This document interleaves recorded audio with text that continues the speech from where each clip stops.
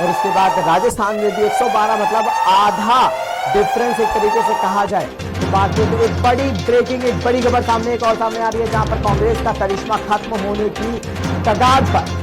जैसा कि हम बार बार आपको बता रहे, कांग्रेस जिस तरीके से राहुल गांधी का जो देश जोड़ो भ्रमण था वो कितना काम आया, और अगर मध्य प्रदेश की बात करी जाए तो मध्य प्रदेश में लाडली बहना योजना कितनी कारगर साबित, तो ये साफ तौर पर नतीजे शो करते हैं। भाजपा ने 114 का आंकड़ा पार, राजस्थान में 199 सीटों पर नतीजे सामने आ गए। चुनाव रुझान के मुताबिक भारतीय जनता पार्टी ने बहुमत का आंकड़ा छू लिया है। तो मध्य प्रदेश और राजस्थान ये दोनों जगह पर कहीं ना कहीं भारतीय जनता पार्टी पूर्ण बहुमत की सरकार बनाने के लिए आगे बढ़ चुकी है। छत्तीसगढ़ में बहुत ज्यादा पीछे नहीं है। साफ तौर पर रुझान देख सकते हैं आप, भारतीय जनता पार्टी का जो करिश्मा है वो कहीं ना कहीं इन पांचों राज्यों में फैलता हुआ नजर आ रहा है।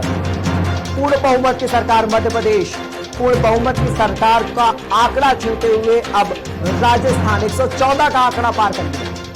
टोटल 199 सीटें हैं राजस्थान में और 114, 115 का आंकड़ा भारतीय जनता पार्टी का छूटा हुआ। ये साफ तौर पर राजस्थान में भी कहीं ना कहीं जो है अपना परचम लहराता हुआ दिखाई दिया, और भारतीय जनता पार्टी ने एक बार फिर जो है राजस्थान में अपनी जो दावेदारी है वो इन सीटों की और इस करिश्मे के साथ पूर्ण बहुमत की सरकार के साथ में साफ तौर पर पेश कर दी। मध्य प्रदेश में भी पूर्ण बहुमत की सरकार भारतीय जनता पार्टी की, और छत्तीसगढ़ में भी 90 सीटों से 50 सीटों का अर्धशतक पूरा होता हुआ। तो इस तरीके से भारतीय जनता पार्टी का कहीं ना कहीं जो टारगेट था, एक वो टारगेट पूरा होता हुआ नजर आ रहा था। और 5 राज्यों में भारतीय जनता पार्टी का दावा था कि हम पूर्ण बहुमत की सरकार बनाएंगे, लेकिन कहीं ना कहीं 3 राज्यों में तो भारतीय जनता पार्टी की पूर्ण बहुमत की सरकार साफ तौर पर दोपहर के 12 बज के समय पर तक की तो देखी जा सकती है। लगातार इन सीटों पर बढ़त बनाते हुए भारतीय जनता पार्टी, और अब की जो